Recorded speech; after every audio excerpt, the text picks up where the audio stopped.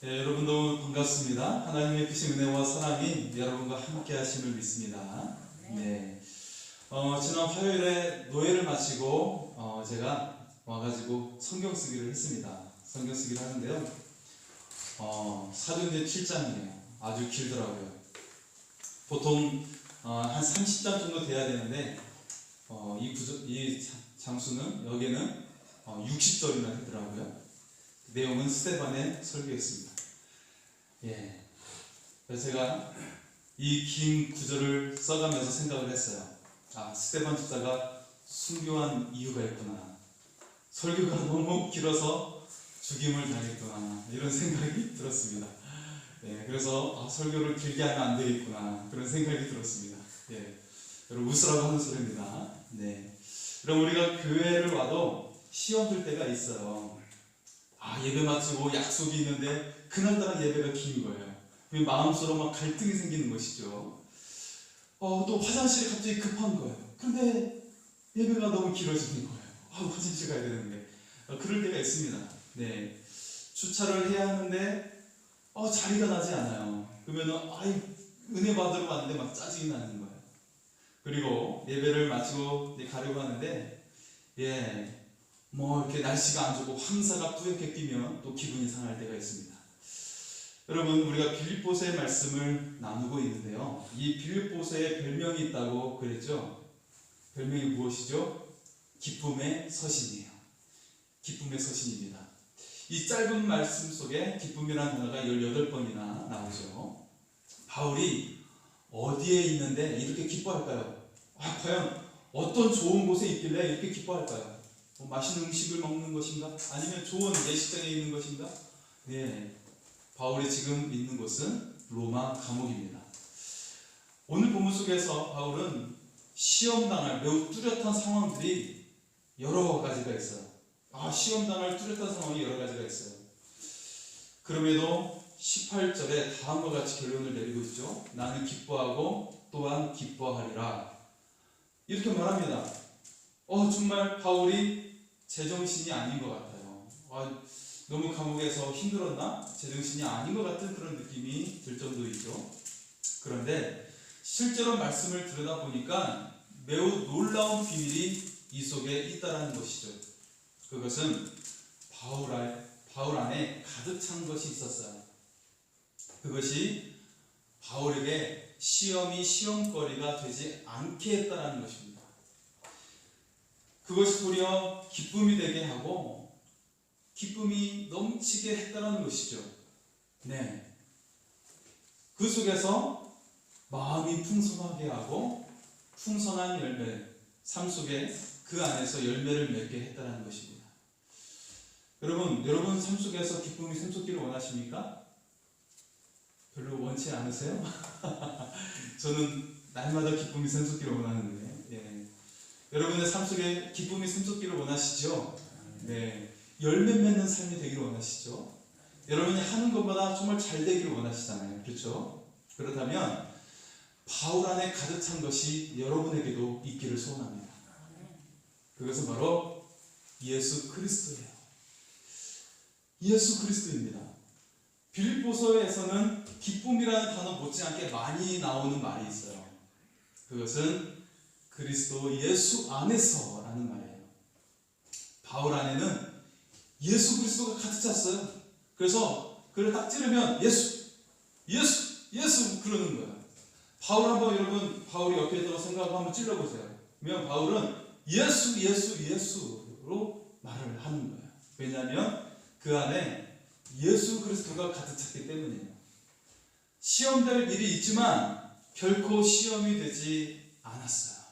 어떤 상황에도 시험을 이기게 되었습니다. 도리어 바울 안에는 넘치는 기쁨과 열매로 가득 차게 되었다는 것입니다. 오늘 말씀의 제목은 예수로 인해 시험을 이깁니다. 입니다. 여러분도 바울처럼 예수로 인해 시험을 이길 수 있기를 소원합니다. 도리어 여러분의 삶 속에 기쁨과 열매가 가득 찰 수 있기를 소원합니다. 자, 첫 번째는요, 바울은 다양한 시험을 받았다라는 거예요. 자, 바울은 먼저 로마 감옥에 갇혀 있죠. 12절에 보면 내가 당한 일이라고 표현을 합니다. 내가 당한 일. 이것은 스스로가 아니라 억지로 당한 일을 이야기하는 것이죠. 본문 속에서 바울이 반복해서 말하는 또 하나의 단어는 나의 메인이라는 단어예요. 나의 메인. 13절에 나오고 14절 그리고 17절에 반복해서 나옵니다. 나의 메인. 지금도 여러분 감옥에 갇히는 것은 힘들죠. 예, 뭐 들어가 보진 않았지만 참 힘든 일일 거라고 생각이 듭니다. 뭐 군대 가신 남자들은 아마 경험을 하셨을 거예요. 억지로 의무를 해야 되는 것은 굉장히 힘든 일이죠. 그런데 지금도 감옥이 힘든데 2000년 전에 로마 감옥은 어땠을까요? 말할 수 없을 거예요. 그나마 다행스러운 것은 바울이 로마 시민권자라는 사실인 것이죠. 네. 하지만 그럼에도 여전히 갇혀 있는 것은 고통스러운 일입니다. 자, 그리고 바울이 또 어려움을 당하고 있는 것은 시기하고 있었던 사람이 있다는 것입니다. 15절에 보면 투기와 분쟁이라는 말이 나오는데요. 시기와 다툼을 가진 사람이 있었어요. 바울을 시기하고 다투던 사람입니다. 17절에 보면 17절에 그들은 나의 매임에 괴로움을 더하게 할 줄로 생각하여 라고 말합니다. 바울이 갇혀 있음에도 더 괴롭게 해 주려고 그들이 마음 먹고 있었던 것이죠. 여러분, 사회생활 속에서는 어떻습니까? 시기와 다툼을 가진 사람들이 있어요. 직장 상사가 부하직원이 너무 일을 잘해도 시기하게 되고 또 마음이 맞지 않아서 다투는 경우가 있습니다. 그것이 심지어 동료나 후배들 중에서도 있을 수가 있죠. 그런데 문제는 교회에서조차도 그럴 수 있다는 거예요. 서로 열심히 하다가 시기와 다툼이 있다는 것이죠. 지금 바울은 세상에 있는 사람이 아니라 바로 교회 안에서 자신을 시기하고 다투는 자가 있음을 말하고 있는 거예요. 여러분, 피아노 위치 때문에도 다툴 수가 있습니다. 한 목사님이 교회에 새로 부임을 했는데요. 예배 인도상 피아노 위치가 좀 옮겨져야만 했어요. 그래서 그 이야기를 했는데 당회에서 장로님 한 분이 반대를 하는 거예요. 안 됩니다. 왜냐하면 원래 그 자리에 있었기 때문에 안 됩니다. 그렇게 이야기를 하는 거예요. 그래서 목사님은 예배 진행상 꼭 이게 필요했던 거예요. 이쪽으로 좀 옮겨져야 되는데 필요했어요. 그래서 어떻게 했냐면 예배 진행을 해서 꼭 필요했기 때문에 매주 1cm씩 옮겼어요. 예. 그러니까 1년 365일이니까 1년 지나면 어떻게 돼요? 한 3m 60cm 정도 옮겨졌겠죠? 그래서 1년 지나니까 내가 원하는 위치에 옮겨지게 된 거예요. 예. 그렇게 해서 옮겼습니다. 예. 바울은 매우 현명했습니다. 그래서 바울은요, 이런 생각을 가지고 있었어요. 본질에는 일치를, 비본질에는 자유를, 이런 생각을 가지고 있었어요. 이것은 어거스틴의 말입니다. 어거스틴의 말이죠. 굉장히 우리에게 교회에 있어서 굉장히 중요한 말이에요. 한번 여러분 따라서 해주시기 바랍니다. 본질에는 일치를, 비본질에는 자유를. 한 번 더 하겠습니다. 본질에는 일치를, 비본질에는 자유를. 이건 굉장히 중요한 말이에요. 이건 어거스틴이 말을 했지만 바울의 서신서를 보면 이런 생각으로 가득 차 있습니다. 내가 복음을 위해서는 포기하지 않겠지만 다른 모든 것은 복음을 위해 포기하겠다. 이 자세가 바로 바울의 자세였어요. 바울은 본질에는 일치를, 비본질에는 자유를 추구하는 사람이었어요. 그래서 자신을 시기하고 다투는 그런 성도가 있다 할지라도 그 사람을 포용했어요. 오직 주님의 영광을 위해서라면 그들이 자신을 시기하고 다투어도 포용했다라는 것입니다. 그들을 받아들이고 안아주었다라는 이야기예요. 그들이 예수님을 정말 만나기를 원했어요. 그들이 예수님과 함께 한다면 내가 짓밟혀도 좋다라고 생각을 했어요. 이게 바로 바울의 자세였습니다. 여러분, 저도 마찬가지입니다. 여러분, 정말 예수님과 가까이 할 수 있다면, 예수님과 항상 함께 할 수 있다면 저를 짓밟아도 좋습니다. 그렇게 해서 정말 주님과 가까이 할 수 있다면 그래도 좋습니다. 예, 여러분 정말 저를 짓밟을 거라고 생각하지 않기 때문에 제가 자신 있게 말할 수가 있는 것이겠죠. 네. 자, 여러분 정말 예수님과 온전히 하나가 될 수 있기를 소원합니다. 이것이 이루어질 때 더 이상 시험이 문제가 되지 않는 거예요. 은혜가 더하는 삶이 될 줄 믿습니다. 자, 두 번째는요, 바울의 시험이 은혜로 바뀌게 되었다는 거예요. 여러분들 인생을 살아가면서 여러 가지 시험이 오지 않습니까? 네. 정말 내가 성실히 했는데 억울한 일을 당하는 경우가 있어요. 내가 이 회사의 일을 완벽하게 준비했는데 다른 사람이 모함을 하고 질투해서 억울한 일을 당할 때가 있어요. 사회생활 할 때도 억울한 일을 당할 때가 있습니다. 자, 바울은 하나님의 일을 위해서 열심히 복음을 증거했는데 감옥에 갇혔죠. 자, 바울은 이 로마 감옥 안에서 복음의 열매를 맺게 됐어요. 자, 이거는 굉장히 놀라운 열매였습니다. 한번 말씀을 한번 보도록 하겠습니다. 12절과 13절의 말씀을 표준세번역으로 보겠습니다. 같이 읽겠습니다. 형제자매 여러분, 내게 일어난 일이 도리어 복음을 전파하는 데에 도움을 준 사실을 여러분이 알아주시기를 바랍니다. 내가 그리스도 안에서 감옥에 갇혔다는 사실이 온 친위대와 그 밖의 모든 사람에게 알려졌습니다. 아멘. 바울이 로마 감옥에 갇혔어요. 그런데요, 여기서 바울이 감옥에 나와서 세상에서 하는 일보다도 더 놀라운 일들이 일어나게 됐어요. 엄청난 일이 일어나게 됩니다. 어떤 일일까요? 바울이 갇힌 곳이 그냥 감옥이 아니죠. 로마 시위대입니다. 곧 황제의 친위부대예요. 로마의 특수부대입니다. 이들은 모두 고급 관료예요. 그냥 병사가 아니라 고급 관료였어요. 또 로마 시위대는 고위층이 갇혀있는 곳입니다. 다시 말해서 정치범이나 고위직 관료들이 어떤 모함이나 실수에 의해서 갇혀있는 곳이에요. 바울이 감옥에 갇힌 것은 고통스러운 일이겠죠. 그런데 바울이 원치 않는 내가 당한 일, 이것이 지금 보니까 로마의 고위층을 만나는 놀라운 기회가 됐다는 것입니다. 로마의 귀족 출신들을 만나는 거예요. 아무리 바울이 로마 시민권을 가지고 있지만 바울의 출신은 유대인입니다. 시민권을 가지고 있다 할지라도 로마의 고위층을 만나는 것은 쉽지 않은 일이죠. 그런데 이것이 그냥 저절로 자동으로 주어졌어요. 네, 예수 그리스도만 바라보니까 이것이 자동으로 주어졌습니다. 불가능한 일이 가능하게 되었다는 거예요.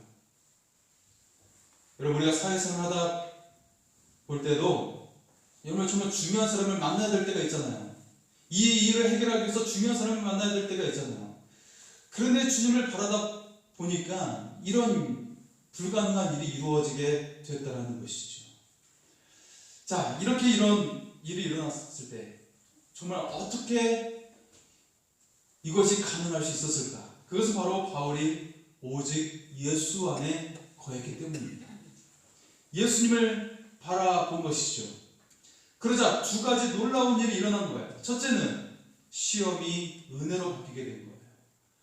로마 감옥에서 오히려 로마 고위층을 만나게 되는 정말 불가능한 일이 일어나게 된 것이죠. 두 번째는 더 이상 시험될 일이 없다는 것입니다. 이미 예수님 안에서 바울은 이것을 알고 있었어요. 이미 예수님께 이 내용을 들었다라는 것입니다. 사도행전 23장 11절의 말씀을 한번 볼까요?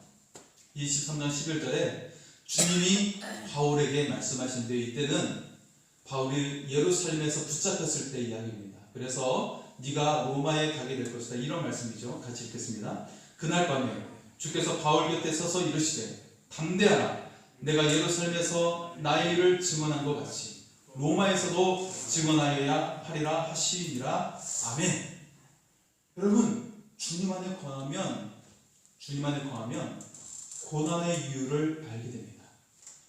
오히려 이 고난의 과정이 더 큰 은혜로 가는 길임을 알게 되는 것이에요.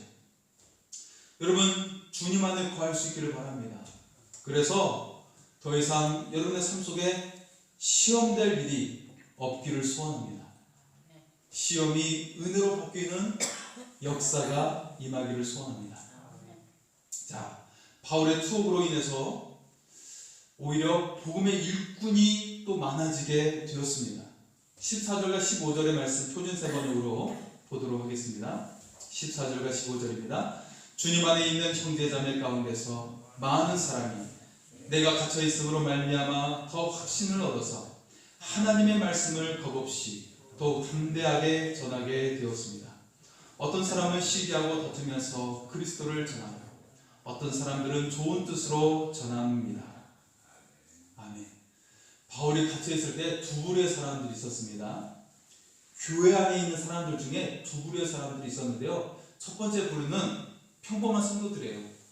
이 평범한 성도들이 바울의 투옥으로 더 도전을 받게 됐어요.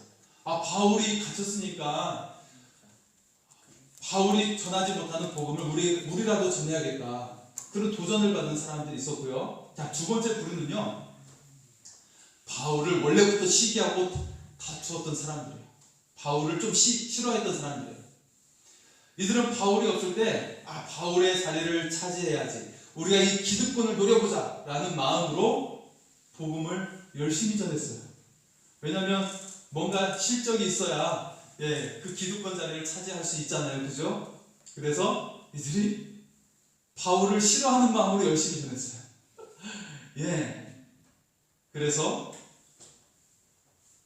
바울을 좋아하는 사람이에요. 바울을 싫어하는 사람은 같이 복음 전하는 일이 더욱더 열심을 내게 되었다는 것입니다. 그래서 바울이 다음과 같이 고백을 하고 있습니다. 18절의 말씀을 표준세번역으로 보겠습니다. 그렇지만 어떻습니까? 거짓된 마음으로 하든지 참된 마음으로 하든지 어떤 식으로 하든지 결국 그리스도가 전해지는 것입니다.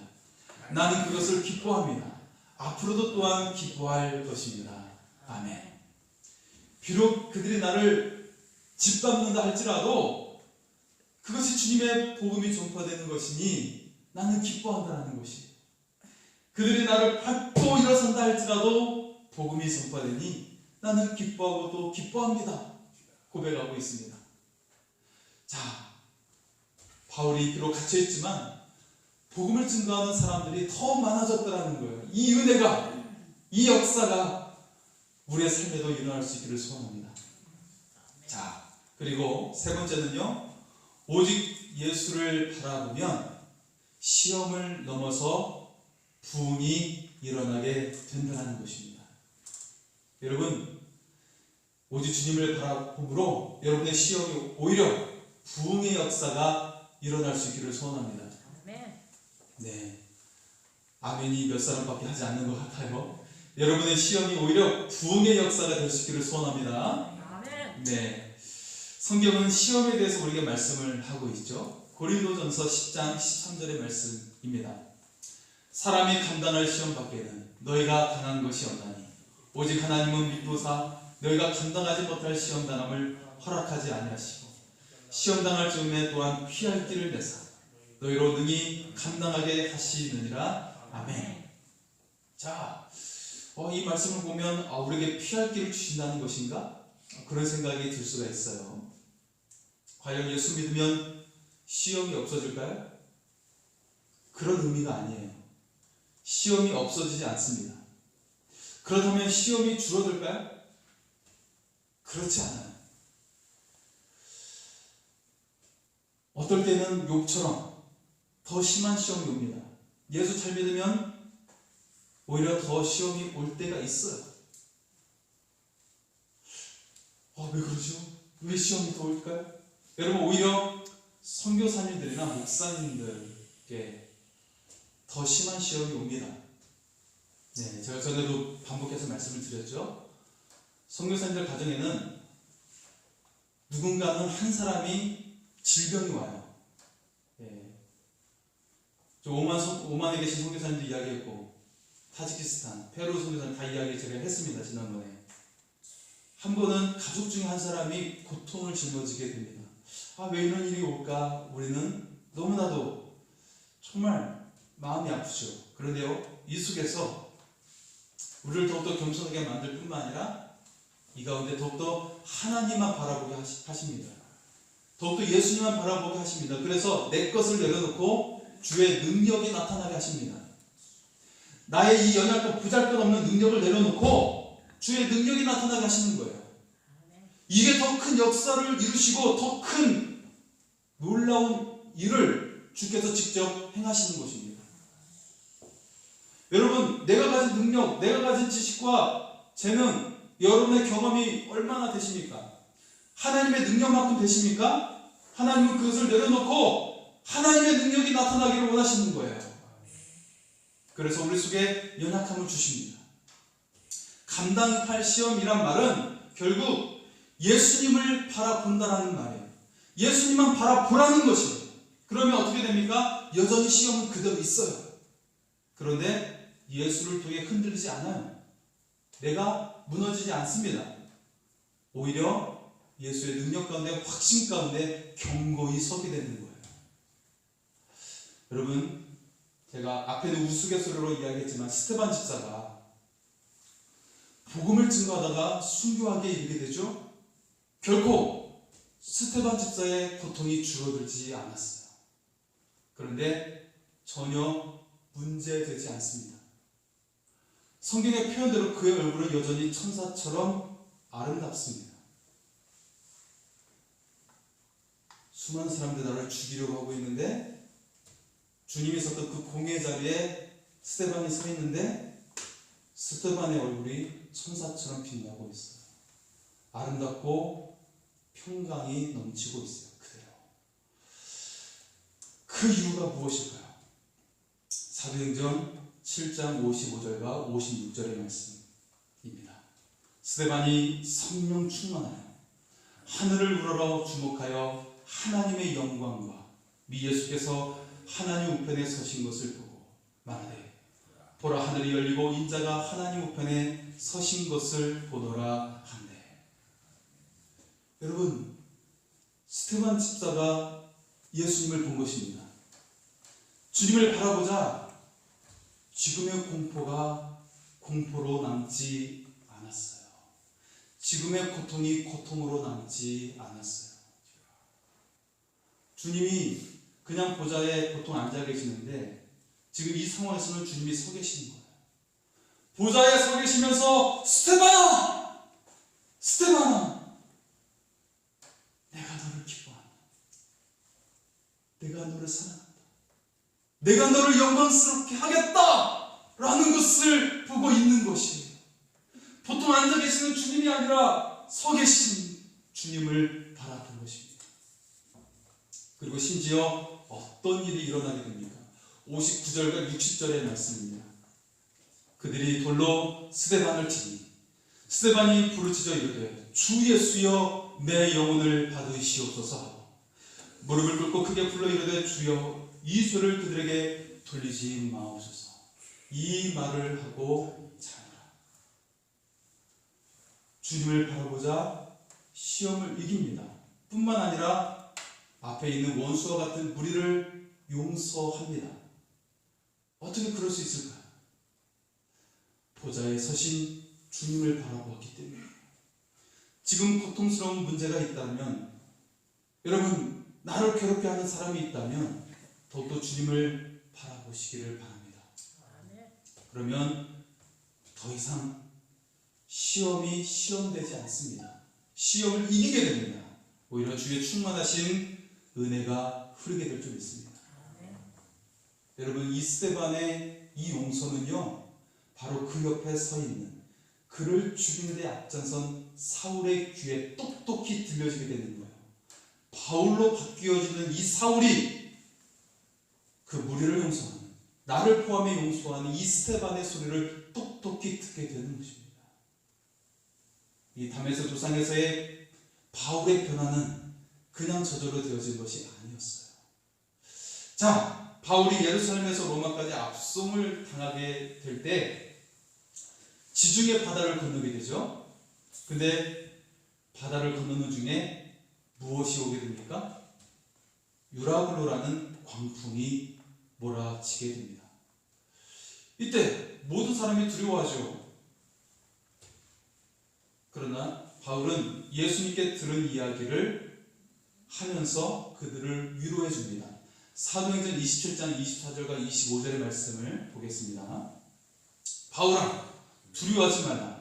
내가 가이사 앞에 서야 하겠고 또 하나님께서 너와 함께 항해하는 자를 다 내게 주셨다 하였으니 그러므로 여러분이여 안심하라. 나는 내게 말씀하신 그대로 되리라고 하나님을 믿노라. 아멘. 여러분, 이 광풍이 몰아칠 때 모든 사람이 당황을 했어요. 특히 선원들은요, 배의 승객들을 버리고 도망치려고 했습니다. 마치 세월호처럼 말이죠. 또 로마 군사들은요, 죄수들을 타러 가면 책임이 오기 때문에 죄수들을 모조리 죽이려고 계획하고 있었어요.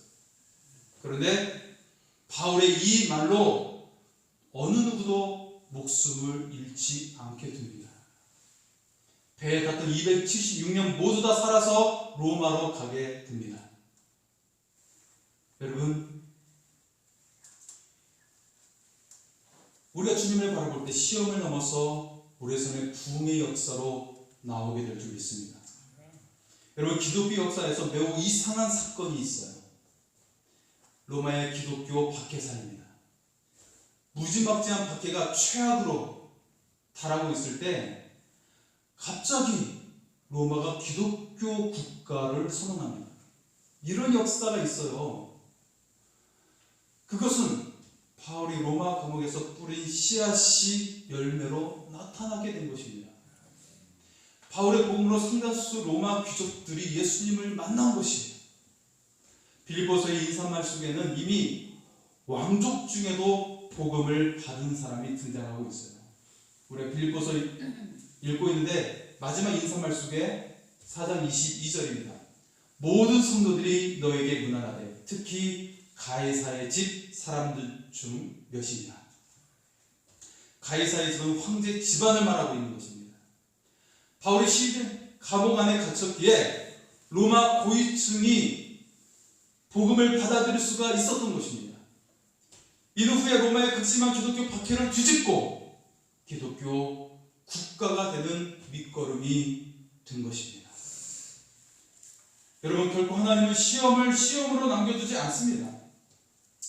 우리가 주님을 바라보며 나갈 때 이 시험 속에서 놀라운 은혜를 부어주시는 것을 우리가 바라볼 수 있기를 소원합니다. 자, 마지막 이야기를 하고 말씀을 마치겠습니다. 지금 영화 미나리가 굉장히 뜨겁죠. 예, 그 속에 윤여정이라는 배우가 국제적인 상을 휩쓸고 있어요. 지금 40개 이상의 상을 받았고요. 내일은 미국의 이제 아카데미상 후보로 지금 남겨두고 있죠. 유력한 후보로 남겨두고 있죠. 74세의 나이입니다. 놀랍죠? 그런데 이 영화에서 기억해야 할 또 다른 배우가 있습니다. 이웃으로 나오는 백인 할아버지예요. 왜 그럴까요? 굳이 별로 중요하지 않아 보이는데. 자, 그 중에서 이 할아버지가 이민 가정을 돕습니다. 이웃으로부터 편견과 인종차별을 하는데 오직 홀로 이 가정을 변호해주고 편들어주는 거예요.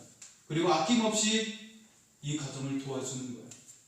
그리고 그는 기독교인이라고 노골적으로 묘사되고 있어요. 영화에서 막 방언기도 하고 막 통성기도 하고 막 그래요. 기독교 미국 성도들도 이렇게 통성기도 하고 방언기도 열심히 하는 것 같아요. 네. 자, 정의석 감독은 인터뷰에서 이런 말을 했습니다. 이 인물을 의도적으로 넣었다라는 거예요. 그 이유는 자신이 어릴 적 부모와 함께 이민을 갔을 때 자신을 도와준 유일한 사람이 있었는데 그는 백인 할아버지, 그리고 그는 크리스찬이었다라는 거예요. 오직 그 사람만이 자신의 가족을 도와주었고 그 결과 자신의 가족이 온전히 정착할 수 있었다라고 말을 하고 있습니다. 여러분, 한 사람의 크리스찬으로 인해 한 가족이 시험을 이겼어요. 오직 주님을 바라보는 한 사람의 크리스천이 한 가족을 살려줬을 뿐만 아니라 오늘 이렇게 세계적인 감독, 세계적인 영화가 탄생하는 열매가 나오게 되었습니다. 지금 우리는 코로나라는 큰 도전 앞에 서 있습니다. 지난주 제가 노예에 가보니까요, 교회 출석이 모두 절반이에요. 큰 교회일수록 더 심각한 것을 보았어요. 3분의 1로 줄어든 교회도 있고, 그 학교가 가장 타격이 컸습니다. 그리고 젊은 사람들일수록 출석하지 않는 보고를 듣게 되었어요. 그런데 하나님은 이 코로나의 상황을 시험으로 남겨두지 않는다는 사실입니다. 교회 갇힌 신앙을 가정으로 향하게 하고 있다는 것입니다. 교회 안에 갇힌 우리의 신앙을 삶으로 향하게 하고 있다는 사실입니다. 주님과 온전히 함께 살아가도록 하고 있다는 사실이에요. 여러분, 진정한 부흥이 무엇일까요? 교회에 사람들이 출석 많이 하는 것을 하나님께서 기뻐하실까요? 아니요. 하나님께서 정말 기뻐하시는 것은 예수님과 동행하는 사람이 나오는 것을 기뻐하시는 것입니다. 지금까지 교회가 이 역할을 하지 못하니까 주님께서 직접 부흥을 주도하고 계시는 것입니다. 오직 사람 목에 궁급하고 거기에 우리가 혈안이 되어 있으니까 아니야! 이것이 아니야라고 하시면서 오직 예수님과 동행할 것을 하나님께서 요구하고 계시는 것입니다. 주님은 직접 부흥을 주도하고 계십니다. 주님과 함께 살아가는 것입니다. 살아계신 주님을 만나는 것이 부흥이에요. 그러면 시험될 일이 없습니다. 시험을 이기게 되는 것입니다. 주님을 만나는 사람들이 모여질 때 지금까지 늘 많은 교회에서 일어났던 교회 안에서의 다툼, 그리고 비본질적인 것을 추구하면서 눈에 보이는 가식적인 그런 건물만 쌓아 올리고 했던 것들, 그런 것이 아니라 정말 마음으로 다가가고 사랑으로 다가가는 일이 일어나게 되는 것이죠. 정말 내가 예수의 삶을 드러내게 되는 것입니다. 그러면요, 세상에 있는 사람들이 초대교회 모습대로 그리스도인들을 칭송하는 자들이 되는 것입니다. 예수 믿는 사람들을 부러워하게 되는 것입니다. 왜 이 코로나의 상황 속에서 도리어 몇몇 교회는 욕을 먹게 되는 것입니까? 아직도 예수의 사람이 되지 않아서입니다. 이기적인 모습을 드러내면서 세상에 있는 사람들을 돌보지 않기 때문에 그 몇몇 교회로 인해 욕을 먹고 있는 것이죠. 아직 예수의 사람이 되지 않은 것입니다. 여러분, 여호수아는 오직 모세를 통해서만이 하나님의 말씀을 들었어요. 여호수아서는 대부분의 말씀들은 모세를 통해 받은 말씀들입니다. 그런데 여호수아가 만난 하늘의 존재가 있는데 그것은 하나님의 사자, 천사였습니다. 오직 여호수아는 천사만 만났을 뿐이에요. 하나님의 군대장과. 그런데 어떤 일이 일어납니까? 모세는 약속의 땅에 들어가지 못했지만 여호수아는 약속의 땅을 정복했습니다. 주의 천사를 보는 것만으로도 여호수아는 수많은 적들을 물리쳤어요. 그리고 약속의 땅에 들어갔습니다. 그렇다면 예수님을 보는 여러분은 어떻겠습니까? 하나님의 아들을 보는 여러분은 어떻겠습니까? 여러분의 삶을 통해 행하실 주님의 놀라운 역사가 기대가 되지 않습니까? 예수님을 향해 눈을 뜰 수 있기를 바랍니다. 온전히 이길 탑을 이미 주셨습니다. 예수님을 바라보는 눈을 열 수 있기를 바랍니다. 그러면 더 이상 시험이 아닙니다. 그 속에서 이루실 하나님의 놀라운 역사, 부흥의 일을 보게 될 줄 믿습니다. 이 시간 주님을 바라보며 우리가 찬양하며 나가기를 원합니다. 아무것도 두려워하지 말라. 주 너의 하나님이 함께 하시니 오직 주님을 바라보며 승리하며 나갈 수 있기를 소원합니다.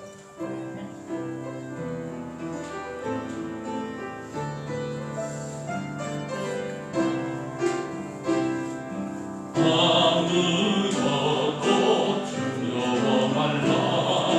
주 나의 하나님이 지켜주신 놀라지 마라. 놀라지 마라. 겁내지 마라. 겁내지 마라. 주님 나를 지켜주시네. 아무것도 두려워 말라. 아무것도 두려워 말라. 주 나의 하나님이 주 나의 하나님이 지켜주시네. 놀라지 마라. 놀라지 마라. 겁내지 마라. 겁내지 마라. 주님 나를 지켜주시네. 내 맘이 힘에 겨워 지칠지라도 주님 나를 지켜주시네. 세상에 험한 풍랑 몰아칠 때도 주님 나를 지켜주시네. 주님은 나의 산, 주님은 나의 요새, 주님은 나의 요, 주님은 나의 소망, 주님은 나의 소, 나의 힘이 되신 여호와, 힘이 되신 여호와. 우리 일어나셔서 주님은 나의 산성, 주님은 나의 산성, 주님은 나의 요새, 주님은 나의 소망, 나의 힘이 되신 여호와. 이 시간 주님을 바라보게 하여 주옵소서. 이 시간 주님만 바라보게 하여 주시옵소서. 코로나로 인해 답답하고 삶의 여러 가지 문제가 겹겹이 쌓이고 가정에서의 답답한 일이 있고 질병이 나를 두렵게 한다 할지라도 주님만 바라보므로 시험이 오히려 은혜가 되는 역사요 부흥의 역사로 우리 삶 가운데 일어나게 하여 주시옵소서. 주여 외치고 기도하겠습니다. 주여